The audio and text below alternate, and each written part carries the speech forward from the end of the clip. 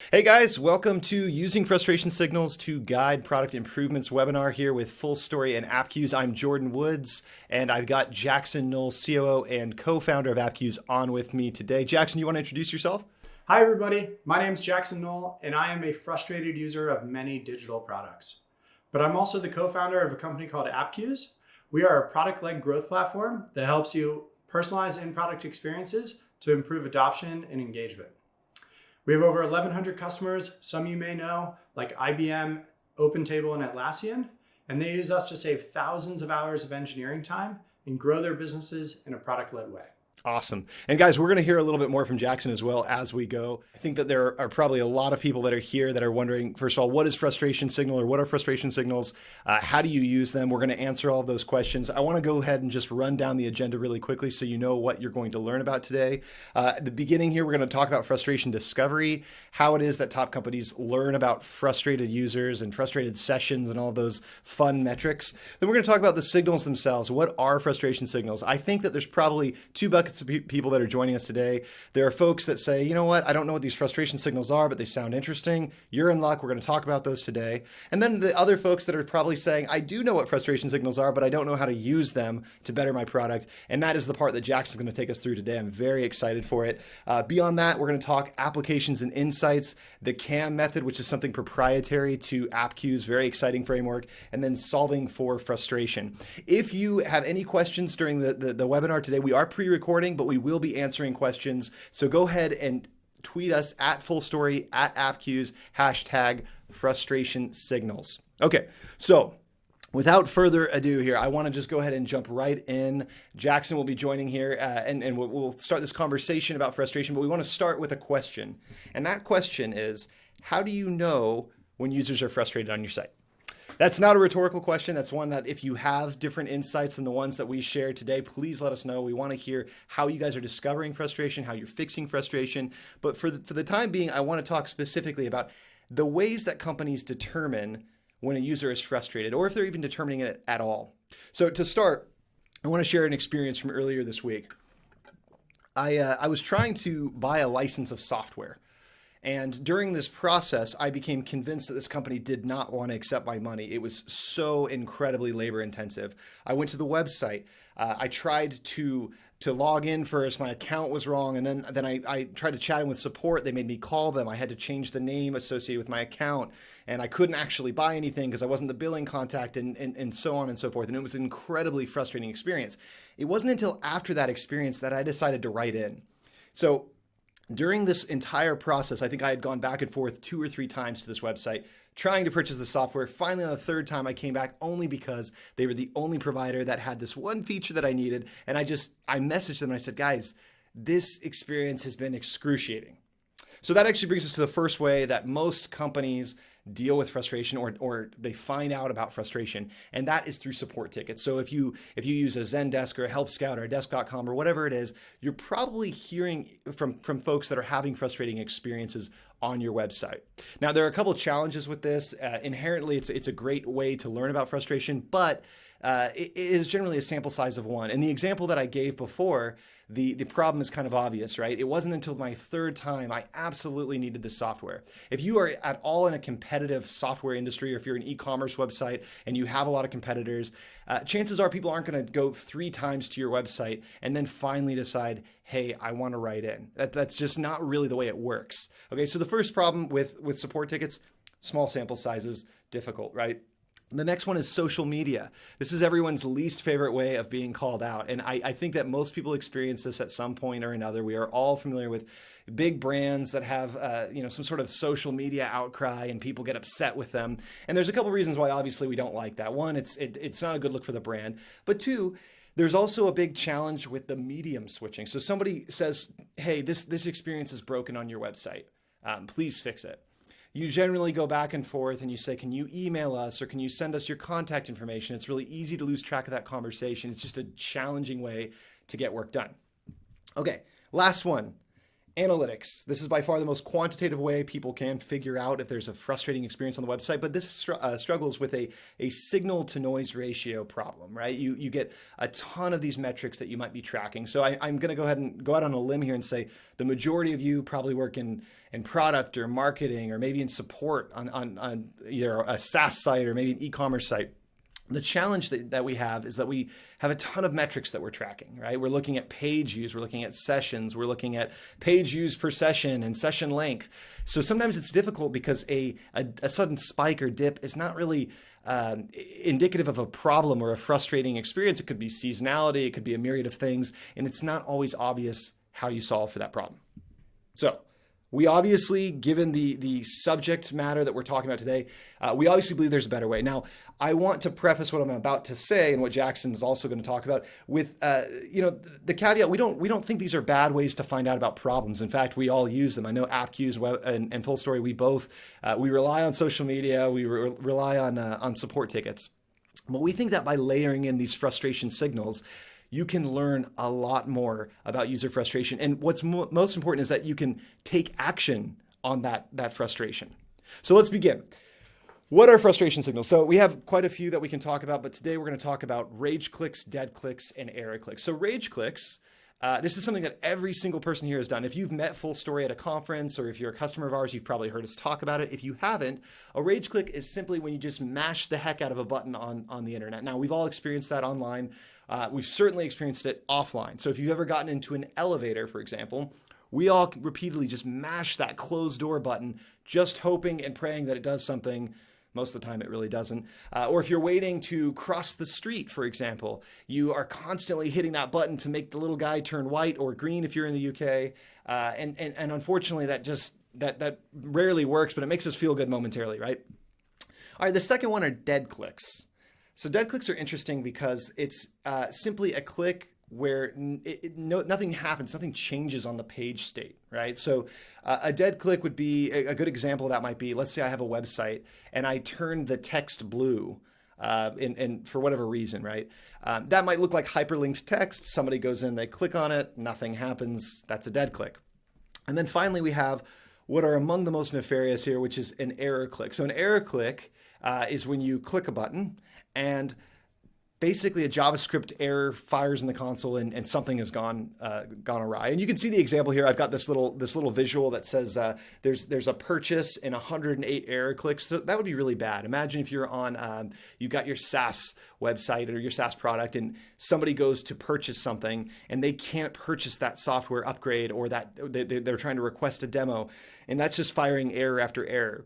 That represents real revenue loss. Okay. So time for a drink of water and for a story. So I think about this time in the webinars where people start to get a little bit tired. So let's tell some stories. So the first one I want to, I guess, reference is the fact that, the last few years, if you're professional sports fans, at least here in the US, a lot of the professional leagues have started to institute these player or these personnel conduct policies, and they're largely resulting from, off-season incidents. Somebody does something that just reflects poorly on the team or the league or whatever. And we'll just throw one example out here. There's a myriad of examples we could reference here, but one example might be, let's say a player in the National Football League gets in a fight. Okay, they go out to a bar and they get in a fight. So we hear those facts, they're reported on all the major news outlets, and then we soon hear that this person was slapped with a fine, let's say a few $1,000s or something. Because it's 2019 and cameras are everywhere now, days later, a video will surface, inevitably, of this bar fight, and all the facts remain the same. What we knew happened did indeed happen. Somebody punched somebody, and it was just an ugly affair. But in this example, we see the video and there's a massive public outcry, right? Everyone gets upset. And then suddenly the National Football League says, okay, we can't just say that we're going to fine you, we're going to suspend you for several games. Why is that? Why does that happen?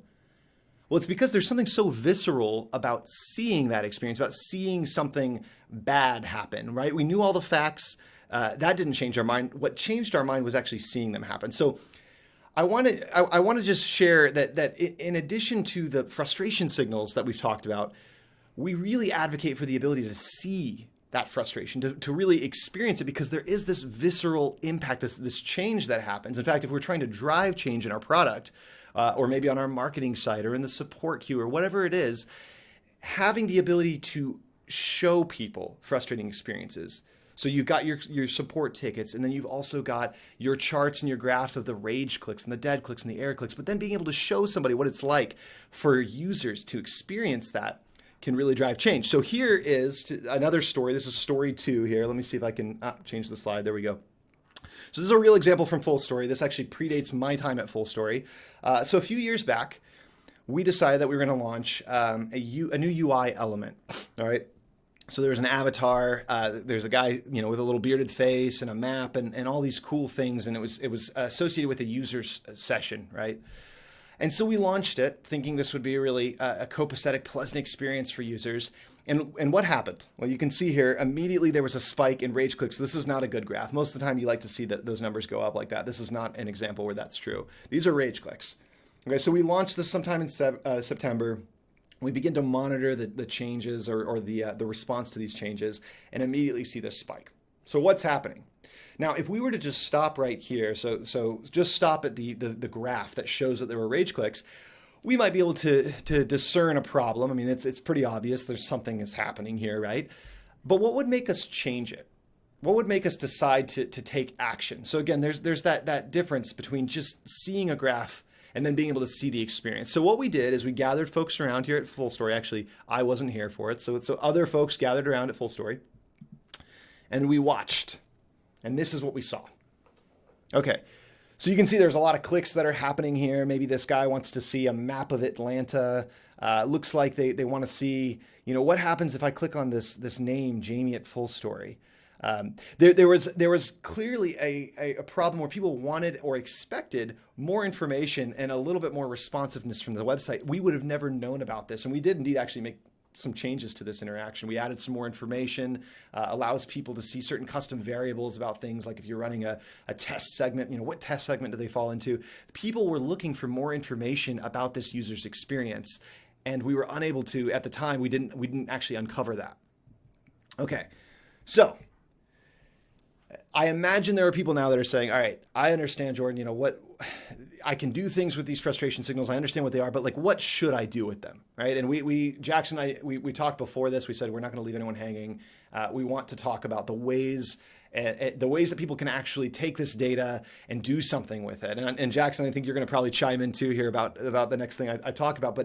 But the first one is game filming. So this is a concept that at FullStory we coined shortly after coining the phrase rage clicks. And the concept of game filming, and everyone does it a little bit different. I'm interested to hear a little bit about how Appcues does this, but the concept behind game filming is that you gather a group of people around and you make this a thing that just happens. It's just part of that process when you launch something new, or when you make some sort of a website change, where you get everyone together in a room and you start watching maybe a dozen sessions. And I would say you want to be very specific and say, we just launched a new checkout flow. Let's watch people go through that checkout flow. What is that experience like? Jackson, I'm just curious. I want to hear. So you guys, I know, do game film. What has your experience been like? How do you guys set this up? We do game film in a couple different ways. First off, our individual product teams do game film to monitor the features that they're working on and make sure that customers are finding a lot of value out of them. In addition to that, actually, every single Friday, we do team lunch at Appcues, and we have game film running the entire time. I think that this is important for a couple of reasons. First off, we're a product-led business, so the way users are experiencing our product is a big lever of our growth and health of our business. And secondly, customer first is one of our core values. And this allows everybody at Appcues, whether you're a PM or an engineer, or even if you're a marketer or even in finance, to be a little bit closer to the customer, to how they're using the product, and to ensure that we have a culture of continuous improvement to make sure that we're constantly improving the product experience for our customers. That's awesome. Yeah, we love to hear the different ways that people try to incorporate this into their everyday, or every Friday, whenever they choose to do it at regular intervals. So one thing I will add, there is a link there at the bottom, fullstory.com/resources/gamefilm. You can read about the ways that we propose people to do their own game film. You can also get your own free game film kit And that's just done by tweeting at us. And again, if you're having questions during this process, please tweet at us at FullStory, at Appcues, #frustration signals. Okay. Last way that I want to talk about operationalizing this and actually taking some actions that you can, or sorry, taking away some information that you can take action on immediately. Let's talk really quickly about quantifying the impact. Now, I'm going to go ahead and just be very honest. This is in FullStory. You could probably use an assortment of tools to try and figure stuff out. You can also just use a free version of FullStory if you're interested in demoing it yourselves. That's the extent of my plug for FullStory. But what I'm looking at right now is, let's just pretend that I have a marketplace of some sort. So we've talked about the ways that you can quantify, maybe, say how many times do rage clicks occur. We've talked about how you can watch them, but maybe you really want to size up that problem to understand maybe what percentage of the time that's happening, right? Because that's another thing that drives urgency. It's one thing to see it. Sometimes there's a problem so bad that you say, I don't care if this is one person or 1,000, I'm fixing it. But there are other instances where you have to make really difficult trade-offs. So if you're on a team and you are saying, I'm just trying to get buy-in for my idea for this change that I want to make, one of the best ways to do that is to size up this opportunity and to look at it and say, what exactly what percentage of the time are people experiencing this? So in the example again, I've put in here, has visited URL path as market. So again, I have a marketplace. And then I said, has rage clicked anything when their URL path was /market? So what I have just done, if you look at the bottom of this image, is created an on-the-fly funnel that says that 5% of the time, people are encountering this problem. They're rage clicking on this. Now, obviously you can look at these numbers and say, well, that's, on this demo site that I have, it was, 103 people, however many it was. Not that many people total that were even experiencing it. So not a big deal. But again, if you were to look at this and say, this is a website of thousands of people and 5% of those people are experiencing this, that would be the impetus for change. That would be probably reason enough for you to say, hey, product team, or hey, marketing team, we need to fix this and we need to do it quickly. And then finally, we also have just an aggregate view of rage clicks. So I mentioned before, we love charts, we love graphs, we also love the ability to see these experiences. But if you want to just look at the aggregate view of them, looking at a chart like this, you can say, man, most of the time when someone's rage clicking, they're rage clicking on that purchase button. That's a huge problem. That means that something is happening. It could be that it's just simply slow to respond to them, but that in and of itself is probably a giant cost on your business, right? There's probably lost revenue as a result of people rage clicking on that. So as promised at the top of this, we've talked through a few of the ways that you might quantify it. We've talked through a few of the ways that you can identify frustration signals. Jackson's going to take us through the ways that you can actually start to take these inferences you've made from FullStory or a product like FullStory and actually make changes on the fly. And what's so good about this section, if I might say so myself, what's so good about this is that Appcues specifically enables you to do this not in a matter of weeks, but rather in hours, right? So you see something, and this is not another cycle-long deployment. You don't have to wait until the end of the quarter. You can start to make changes or at least steer people in the right direction. So I won't give too much away here. I'm going to turn the time over to you, Jackson, if you want to just go ahead and load up your slides and take it from here. Okay, thanks, Jordan. So as Jordan mentioned, there are a lot of signals we can monitor to understand when users are getting frustrated. There are the traditional ones like support tickets, social media posts, and analytics. If you're a B2B company, you'll probably hear of some of these user frustrations from your sales or customer success teams as well. And then there's the modern real-time signals, like the ones that FullStory champions, like rage, dead, and error clicks. But with all these signals out there, it really begs the question, once you realize users are frustrated, what do you do next? And that's what we're going to talk about now. And I'd like to introduce you to a little way we like to think about it, which is the CAM method. CAM stands for Confirm, Address, and Monitor, and it's a simple way to think about resolving user frustrations. Let's dig in. So step one in the CAM method is to confirm. So when you first observe a new frustration signal, you want to confirm that signal through different data points. It's a good idea to, if it's a qualitative signal, you want to confirm it through a quantitative signal. So for instance, if you start getting a number of support tickets about a particular part of your product, that's when you want to turn to your analytics. or if you start seeing a number of rage clicks, which would be a quantitative signal, that's when you want to go talk to customers, for instance. And it's really important to confirm these frustration signals with another signal source, because otherwise you could just be seeing some false positives. For instance, one thing that our own product design team experienced was that they shipped a new feature, and all of a sudden we use FullStory ourselves, and all of a sudden we saw this massive uptick in rage clicks. But what we didn't realize was that part of that feature was a number counter, and users would be clicking the number counter up and down over and over and over again. And really that was the natural behavior to use the product. But at first in FullStory, it was showing up as rage clicks. And again, this is why it's just really important to confirm with another frustration source. The one other thing I'll say here is it's always important, no matter whether you're talking about frustrations or value or anything related to product development, to talk to customers. And when you're talking to customers about the frustration that they're experiencing, we really advocate for you to not just stop at the UI frustration. You can start with the UI, but then you want to go deeper.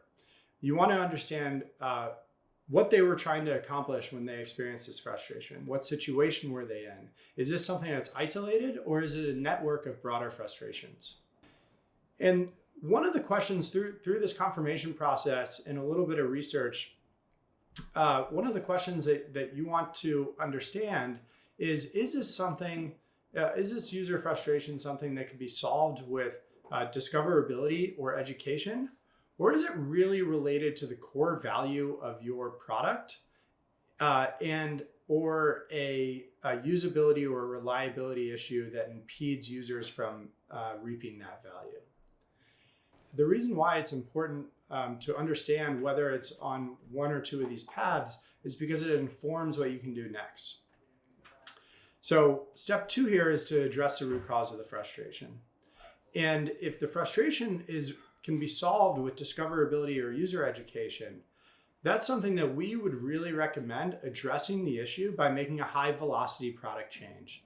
And that's something where a product like Appcues can be really useful.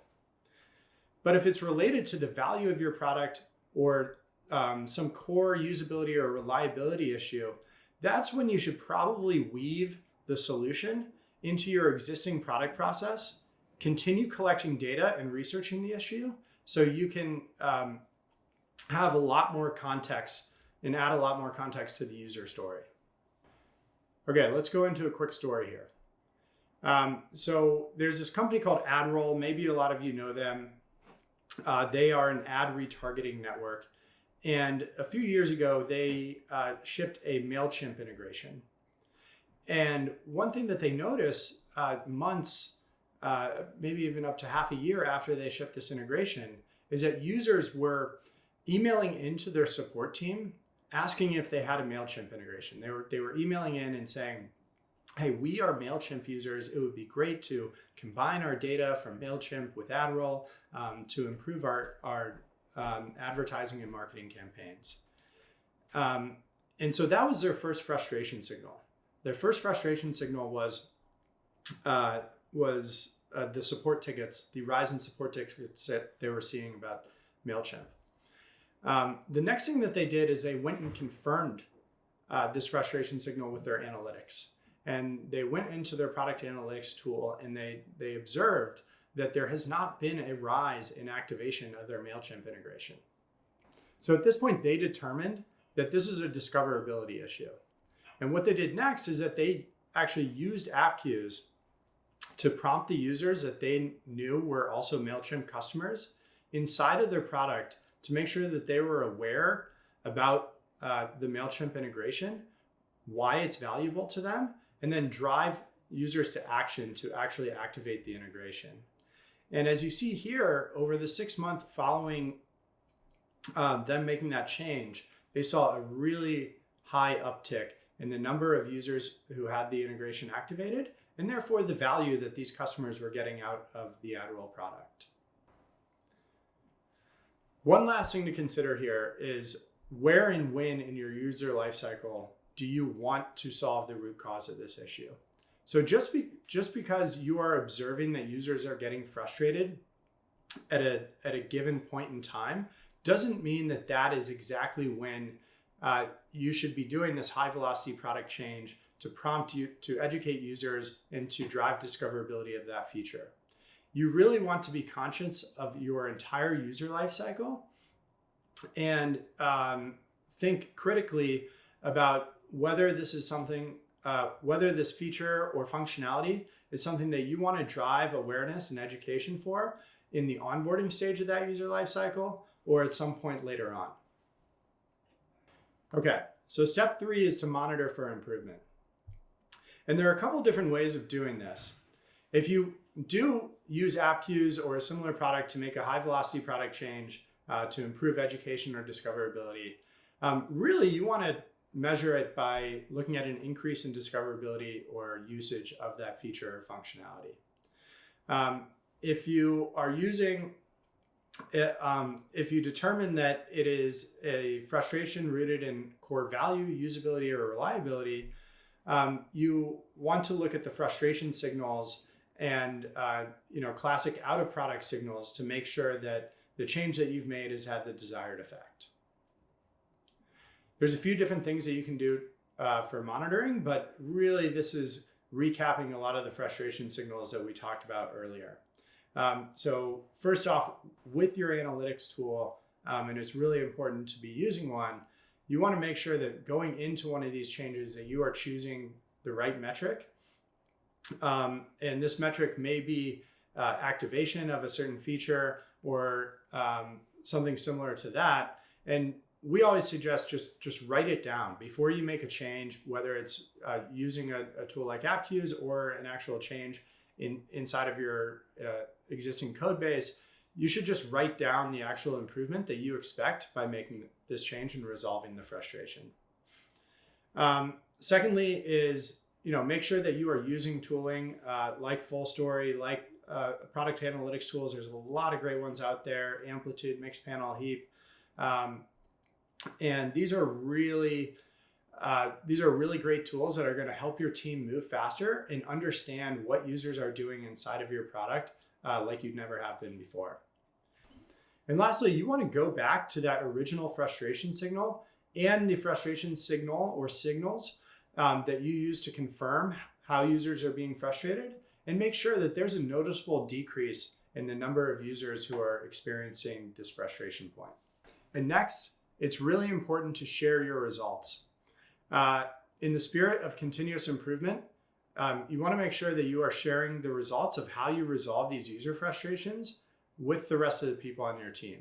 A great way of doing that is to hold a postmortem or keep a log of all the user frustrations that you have observed before, what you tried to do to resolve those user frustrations, and whether they worked or not. Lastly, I will say, little plug here, Appcues has a great blog, FullStory has a great blog. We love writing on these topics. We love it when other people in our community want to write on these topics. So if you want to write an article and share how you've implemented some of the things that you've learned today, I'm sure reach out to one of our teams because we'd love to host that type of content. All right, one last question. So we've talked today about how FullStory helps you understand what's happening inside of your product faster and how Appcues can help you improve your product experience faster. Jordan, I got to admit, we have a little bit of a company crush on FullStory, and I'm kind of getting vibes that it goes both ways. And so we're actually trying to explore how we can improve the experience for all of our shared customers, of which there are many. And one of the things that we are thinking about is having a FullStory Appcues integration where you can actually create an auto segment of all the users who have rage clicked recently in your product and use that information to prompt those users with an Appcues experience and resolve their frustration that they're seeing way faster inside of your product. So this is just something that we're thinking about. We've had a couple people talk to each other about it, and we're wondering from you, our audience, if there'd be any interest or demand for a feature like that. So if there is, I would ask that you send an email to rageclick@appcues.com, because we'd just really love to know if you'd want to use that, how you'd want to use it, how you'd find it valuable. And it may be something where you can help both of our teams prioritize it. Okay, that's all I got today. Thank you so much for watching. I'm Jackson at appcues.com. If you have any questions, Jordan, I'm going to send it back to you.